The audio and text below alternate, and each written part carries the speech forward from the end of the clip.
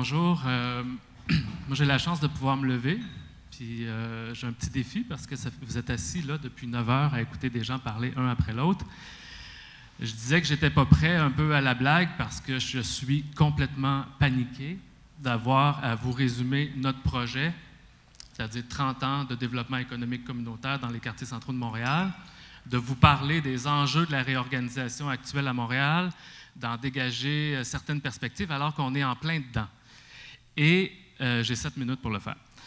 Donc, je vais faire ce que je peux, puis après, en espérant votre compréhension du défi. Puis là, j'ai deux. Donc, la musique est supposée de partir.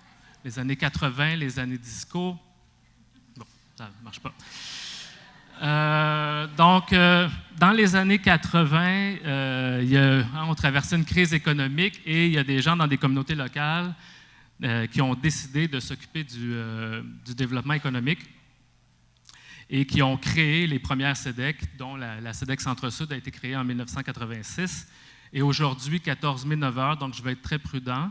Ce matin, à 9 heures, il existait encore 13 CEDEC au Québec, 10 à Montréal, une à Sherbrooke, une à Trois-Rivières, puis une à Québec. J'ai un collègue de Québec, d'ailleurs, qui est là, que je ne le vois pas parce qu'il a enlevé son chapeau. Mais, bon. Donc, depuis 1986, la CEDEC travaille à l'amélioration de la qualité de vie. On favorise la concertation, mais surtout la prise en charge, comme Juan Luis Klein le disait tout à l'heure.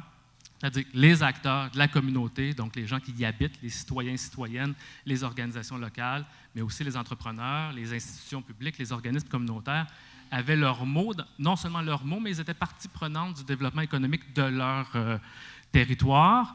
Et depuis 2003, la CEDEC avait aussi le mandat Centre local de développement. Donc la vision de développement de la CEDEC des dernières années, c'était... Ah oui, il faut que je change mes deux pitons en même temps. Pour une économie durable et créative, juste quelques résultats, compte tenu qu'on s'est fait dire dans les derniers mois qu'on ne servait à rien, que c'était une structure, mais qu'on ne coupait pas les services, seulement les structures. Mais dans cette structure-là, qu'est-ce qu'on a fait dans les 5 dernières années? Bien, c'est presque 3000 entreprises privées qui ont été accompagnées. C'est plus de 700 entreprises d'économie sociale qui ont été accompagnées en 5 ans, pas en 25 ans. 280 financements, 2300 emplois créés ou maintenus, 6 millions de dollars investis directement qui ont généré 40 millions. Donc, à peu près chaque dollar investi en génère 7, puis ce qui est quand même pas mal comme note de passage, c'est-à-dire que les entreprises qu'on a financées et accompagnées sont encore en vie 5 ans après. Donc, juste quelques exemples parce qu'il faut aller super vite. À la fois dans le domaine bioalimentaire, les entreprises qu'on a soutenues, ça peut être dans les technologies, et c'est drôle parce qu'on a Asimov qui était avec le ministre Daou en Chine alors qu'on était en train de nous éliminer, qui était une entreprise qu'on avait soutenue. Secteur du design de la mode parce que c'est un secteur qui est important sur notre territoire. L'environnement qui émerge, et il y a de plus en plus d'initiatives en environnement. C'est des exemples d'entreprises à la fois privées. Moi, je les ai, sont super belles mes photos. Qu'on a soutenu au cours des dernières années, secteur de la mode, secteur culturel et créatif. Juste être sûr qu'on suit. Voilà. Autre chose, au-delà de soutenir des entreprises, bien, une CEDEC, ça travaille au développement d'une communauté, donc ça s'intéresse aux enjeux dans sa communauté. Et il y avait un enjeu sur notre territoire qui était la préservation des ateliers d'artistes. Donc, on a travaillé avec Culture Montréal, une autre organisation régionale qui existe encore pour l'instant, à créer Ateliers créatifs Montréal pour développer, procurer des ateliers pour les artistes et artisans à coût abordable. On a acheté un bâtiment transformé en atelier d'artistes dans le quartier Centre-Sud, 30 000 pieds carrés, et cette bâtisse-là appartient maintenant à Atelier créatif Montréal qui la gère. Et il n'y a jamais un propriétaire qui va expulser les artistes de cet endroit-là parce que maintenant, ils en sont propriétaires. On a fait la même chose avec une coopérative de musiciens qui ont aussi acheté un bâtiment et qui maintenant, petit à petit, payent leur hypothèque et éventuellement pourront en acheter un autre pour offrir plus d'espace pour les musiciens. Dans une autre partie du territoire, on a réussi avec l'arrondissement et un propriétaire privé à faire une entente pour 212 000 pieds carrés pour des artistes ça serait fin en tabarnouche. Parce que je pense que quand je change mes slides, que ça se fait automatique, mais ce n'est pas vrai. Donc, on a accompagné le regroupement Pieds Carrés pour faire une entente grâce au soutien de l'arrondissement. Donc, nous, on a conseillé l'arrondissement pour voir c'était quoi ces outils réglementaires qu'ils pouvaient utiliser. On a mobilisé les artistes. On a travaillé à faire la médiation avec le propriétaire pour avoir une entente sur 30 ans pour 212 000 pieds carrés d'ateliers à prix abordable. Donc, les artistes ou les artisans qui sont là aujourd'hui savent combien ils vont payer de loyer dans 25 ans. C'est quand même pas négligeable pour une organisation qui ne sert à rien. Ce qu'on est en train de faire actuellement, parce qu'on continue à travailler malgré tout, vous avez entendu peut-être, parce que ça a été très médiatisé, que Radio-Canada allait fermer son costumier. C'est le plus grand costumier en Amérique du Nord. Bien, nous, Marianne, qui est ici, s'est levée un matin et elle a dit « ça n'a pas de bon sens ». Donc, on a décidé de travailler là-dessus. On a mobilisé des acteurs, puis on est en train de créer une entreprise d'économie sociale avec ça. On a aussi développé un concours, mais ce n'est pas un concours traditionnel d'entrepreneurs, c'est un concours pour attirer des entrepreneurs dans les quartiers qui sont moins, où ça ne pop pas tout seul, les entrepreneurs. Donc, notre concours Entrepreneurs audacieux recherchés. Et est arrivé en octobre 2014, tsunami libéral ou tsunami néolibéral. Et on est dedans la vague, puis elle n'a pas commencé à se retirer. Hein. On dirait que nous, on était les premiers affectés, mais ce n'est pas fini. Donc, et là, on est en train de se réorganiser, mais on est dans la vague. Donc, on s'ajuste, la stratégie se définit en cours de route, hein, on est dedans. Avant le tsunami à Montréal, il y avait 18 organisations mandataires CLD, dont 9 CEDEC. Les conseils d'administration des CEDEC, hein, c'est une diversité d'acteurs de la société civile, affaires, milieux communautaires, institutionnels, syndical, l'économie sociale, les élus, les citoyens. Et l'Assemblée générale était composée des membres qui étaient les différentes composantes de la communauté qui s'élisaient le conseil d'administration. Après le tsunami, ce qui est en train de se créer, c'est 6 organisations mandataires à Montréal, au lieu de 18, dont 0 CEDEC. Malgré que le maire a affirmé qu'il aimait beaucoup ça, les CEDEC, il n'en restera pas. Mandataire du mandat CLD. Les conseils d'administration vont être composés d'entrepreneurs, représentants de l'économie sociale, services professionnels et financiers élus.